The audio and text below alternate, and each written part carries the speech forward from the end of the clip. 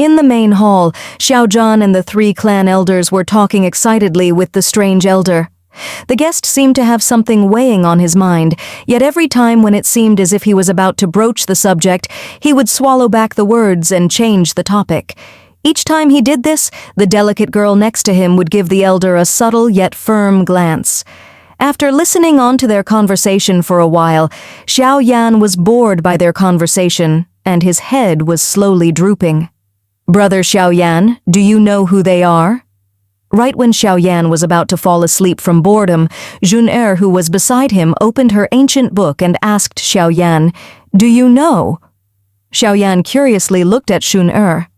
"Did you see the symbol of a silver sword with the clouds on the cuff of their robes?" Jun'er said with a light smile. "Oh?" Xiao Yan looked towards the cuffs of the three, and indeed, there he clearly saw the embroidered symbol of a sword sparkling in the clouds. "They are from the faction of Misty Clouds?" Xiao Yan asked in bewilderment. Even though Xiao Yan had never gone out into the real world, he had read from books about this faction. Xiao Yan's clan lived in a city named Wutan City, which was part of the Jiama Empire. Even though this city is listed as being one of the bigger cities within Jiama Empire, it was still dwarfed by the size of the empire, despite having the Magic Monsters mountain range behind it. Within the city itself, Xiao Yan's clan was the biggest. Besides the Xiao clan, there were two other clans that competed with the Zhao clan, but even after 24 years of blood and strife, they were unable to overtake the Zhao clan. If the Zhao clan was the strongest power in Wutan City, then the faction of Misty Clouds would be the strongest power in the entire Jiama Empire. The difference between the Xiao clan and the faction of Misty Clouds was enormous, to the point where Xiao Yan's father, Xiao Yan, who normally kept a strict and harsh face, was extremely respectful in front of these guests. "Why are they here?" Xiao Yan whispered. Jun'er's slim fingers paused. "Maybe it's related to you, Brother Xiao Yan." "Me? But I don't have any relationship with them?" Hearing Jun'er's response, Xiao Yan paused before shaking his head and whispering back, "Do you know the name of the girl up there?" Jun'er glanced at the girl. "No. Do you?" Xiao Yan furrowed his brows as he examined the face of the girl Jun'er pointed out. He cannot recall ever having seen her before. "She's Nalan Yanran." A curious expression floated on Jun'er's face. Xiao Yan stiffened. "Nalan Yanran. The granddaughter of Nalan Ji, the Lionheart commander of Jiama Empire? She's my fiancé that was set between our families before I was born? Hey, grandfather and Nalan Ji were like blood brothers, and at that time, you and Nalan Yanran were born around the same time, so the two decided that you guys would get married. But, unfortunately, 3 years after you were born, grandfather died in a fight with a clan enemy, and as time passed, Xiao clan's relation with the Nalan family became weaker."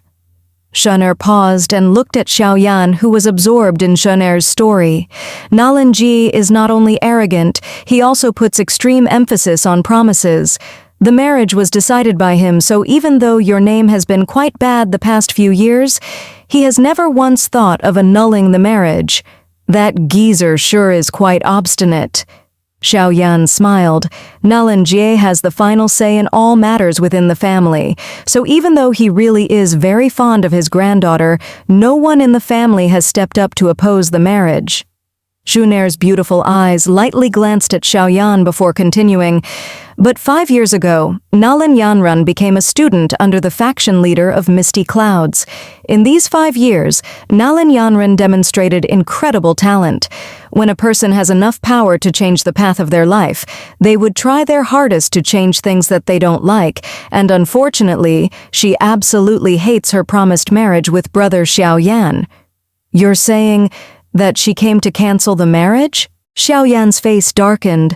At this moment he was furious, not because Nalan Yanran did not want him as her husband, but rather because Nalan Yanran is trying to cancel the marriage with the entire clan present. If that happens, then his father would lose much of his dignity and respect within the clan. Xiao Yan slowly breathed in, the cold air calming his raging thoughts. Within his sleeve, Xiao Yan curled his fist, thinking, if I was a Du Shi, who would dare to trample over my dignity? It was true, if Xiao Yan was a Du Shi, then even if Nalan Yanran had the backing of the faction of Misty Clouds, she would not be able to do such a thing. A 15-year-old Du Shi, there were only a few that had such high accomplishments in the entire history of Du Qi mainland, and the few people that were at that level when they were that young are now some of the most influential people in the entire Du Qi world. A small, fragile hand cleverly evaded Xiao Yan's sleeves and held on to Xiao Yan's hands. Juner softly said, "Brother Xiao Yan, if she really cancels the marriage, then that's her own loss. I believe that in a couple of years, she will be regretting her decisions today." "Regret?" Xiao Yan sneered. "With my current abilities, I don't have that kind of luxury." Xiao Yan paused before changing the tone of his voice. "Wait, Shun how are you so familiar with them? The things that you've just said? My father might not even know some of them. How do you know all these?" Shunir stiffened but did not say anything. Looking at Shuir's avoidance on the subject, Xiao Yan could only helplessly smile. Even though Shunir was also part of the Xiao family, she and Xiao Yan didn't have any relation by blood. In addition, Xiao Yan had never seen Shunir's parents, and every time he asked his father about them, Xiao Yan would shake his head and not speak. Soon, Shunir's parents became a taboo subject, something that they seemed to fear speaking about. For Xiao Yan, Shunir's identity was always veiled in mystery. No matter how hard or how cleverly he tried, Shunir would always stay silent. "Ugh, whatever, if you don't want to say it, then don't." Shaking his head, Xiao Yan's face suddenly darkened again. The guest elder, under the repeated signals from Nalan Yanran, finally stood up. "Heh, using the faction of Misty Clouds to pressure father? This Nalan Yanran certainly is using some shameless tactics." Fury began to build within Xiao Yan's heart.